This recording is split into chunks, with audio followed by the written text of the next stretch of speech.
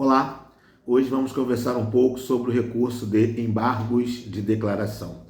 Os embargos de declaração se constituem como um recurso fundamental para o aprimoramento da prática judiciária. Por meio dos embargos de declaração, as partes possibilitam ao juiz aprimorar eventuais vícios da decisão, de modo a torná-la mais perfeita, mais adequada àquilo que necessariamente o órgão jurisdicional quer decidir. Então, cabem embargos de declaração sempre que houver necessidade de esclarecer algum aspecto da decisão que ficou obscuro, integrar a decisão no sentido que ela tenha ficado incompleta sobre algum objeto debatido no processo, ou mesmo suprir uma omissão que não tenha sido abordada pela decisão embargada. Então, os embargos de declaração, nesse contexto, eles contribuem para aprimorar a técnica de decisão judicial. Ou seja, as partes podem, por meio dos embargos, tornar a decisão mais clara, mais completa e íntegra no sentido de melhor prestação da tutela jurisdicional.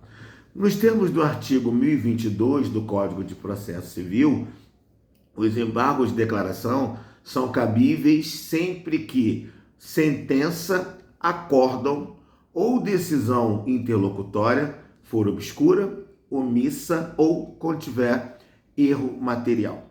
O primeiro ponto aqui para nossa tratamento dessa breve nota é se cabe embargos contra despacho. É cabível embargos de declaração para suprir, por exemplo, uma omissão ou esclarecer algum ponto num despacho? Isso é importante porque despacho, a rigor, não tem conteúdo decisório. Quando o juiz despacha determinando que a Fazenda Pública realize alguma diligência ou cumpra alguma determinação, não tem cunho decisório, é tão somente o encaminhamento, de uma tomada de providência a ser feita tanto pelo autor ou pelo réu. Então, são cabíveis embargos de declaração contra despacho? Sim. Se houver um despacho que determine, por exemplo, que o réu realize determinada providência e não está clara, está obscura qual a providência a ser tomada, é evidente que a parte poderá opor embargos de declaração. Então, o primeiro ponto da incidência dos embargos são cabíveis embargos contra despacho, decisão interlocutória, acordo ou sentença, desde que tenha alguns vícios que estão elencados no artigo 1022. É um recurso de fundamentação vinculada. Eu não posso opor embargos por qualquer motivo ou sob qualquer fundamento. A minha fundamentação nos embargos de declaração deve estar dentro do escopo do artigo 1022 do CPC. Vamos à lei. Cabem embargos de declaração contra qualquer decisão judicial para esclarecer obscuridade ou eliminar contradições. Inciso 2. Suprir omissão de ponto ou questão sobre o qual deva se pronunciar o juiz de ofício ou a requerimento. 3. Corrigir erro material. Então, o primeiro ponto é a fundamentação vinculada. Eu só posso fundamentar meus embargos em uma dessas três hipóteses. Não há problema eu fundamentar meus embargos alegando que a decisão é obscura, ela é omissa e tem erro material. Não há problema algum. O que não pode é que eu fundamentar os meus embargos com algum argumento ou com alguma hipótese que não está contemplada no artigo 1022 do Código de Processo Civil. Então, o primeiro ponto é um recurso de fundamentação vinculada. Segundo ponto, importante ser destacado nos embargos de declaração, é que é um recurso de julgamento diferido. Todos os recursos do CPC, eles são julgados por órgão hierarquicamente superior ao órgão prolator da decisão. Se o juiz de primeiro grau proferiu sentença, o tribunal, órgão de segunda instância, irá apreciar o recurso de apelação ou qualquer outro recurso que seja interposto, assim sucessivamente. Os embargos de declaração, eles possuem um julgamento diferido ou diferenciado na medida em que o próprio prolator da decisão irá apreciar os embargos. Isso porque, através dos embargos, aponta um vício ou um defeito do ato decisório. Então, será o próprio juiz ou órgão prolator que irá apreciar os embargos. Então, esse é o primeiro aspecto relativo ao julgamento diferenciado dos embargos de declaração. O segundo aspecto diferenciado que, em tese, a rigor, os embargos de declaração não necessitam do contraditório. O embargante opõe embargos, o juiz pode, em tese, julgar imediatamente, dizer se há ou não há obscuridade, dizer se há ou não há omissão. Mas há casos que os embargos de declaração tocam num ponto da decisão omisso que, ao esclarecer a omissão, o juiz pode alterar o conteúdo da decisão. Veja, regra geral, os embargos somente integram a decisão, corrige a decisão ou esclarece algum ponto já decidido.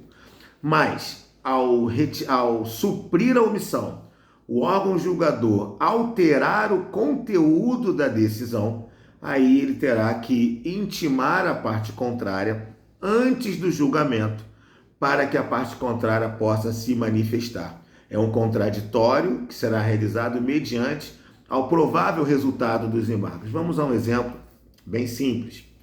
Imagine que o autor propõe uma demanda formulando 3 pedidos, o juiz apreciou 2 e 1 não foi apreciado. Por algum motivo, o juiz não apreciou o terceiro pedido. A parte interessada, a parte autora, opõe embargos de declaração, apontando para o juiz que ele não apreciou o terceiro pedido. É evidente que, ao acolher os embargos e verificar que um dos pedidos não foram de fato contemplado, o juiz irá alterar o conteúdo da decisão. E é nesse sentido, ele terá necessariamente que intimar a parte contrária ou embargado para que ele se manifeste ao recurso, contrarrazões ao recurso, contrarrazou o recurso antes do julgamento. Isso é uma regra importante, já tinha na prática judiciária, mas foi incorporado no Código de Processo Civil, no artigo 1023, parágrafo 2º. Então, regra geral, o juiz não precisa estabelecer o contraditório, apenas acolher ou não o vício apontado nos embargos, ou, se for alterar, ele deverá intimar a parte contrária. Temos observado na prática judiciária que, uma vez que são apostos embargos, o juiz já abre prazo, na maioria dos casos, para que a parte contrária se manifeste, estabelecendo aí o modelo cooperativo, democrático ou mesmo um contraditório útil no âmbito do direito processual civil. Um último detalhe nessa nossa breve nota sobre os embargos, depois vamos conversar mais sobre o julgamento dos embargos. Um último detalhe é que os embargos de declaração vêm incorporando um papel importante no CPC de 2015, na medida em que pode auxiliar no controle da aplicação de provimentos vinculantes ou mesmo de precedentes judiciais. Estamos vivendo essa nova dinâmica judiciária em que são aplicadas teses jurídicas vinculantes, fixado em RDR ou fixado em precedentes, ou alguma daquelas decisões do artigo 927.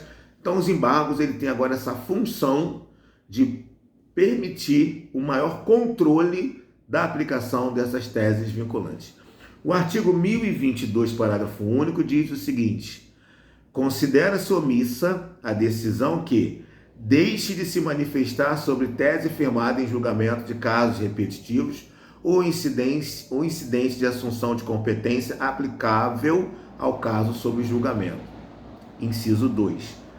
Incorra em qualquer das condutas descritas no artigo 489, parágrafo 1º, ou seja, deixar de fundamentar de forma adequada a decisão. Usar um princípio sem justificar, usar um precedente sem justificar, usar uma jurisprudência dominante sem explicar em que medida aquela jurisprudência contribuiu para aquele entendimento.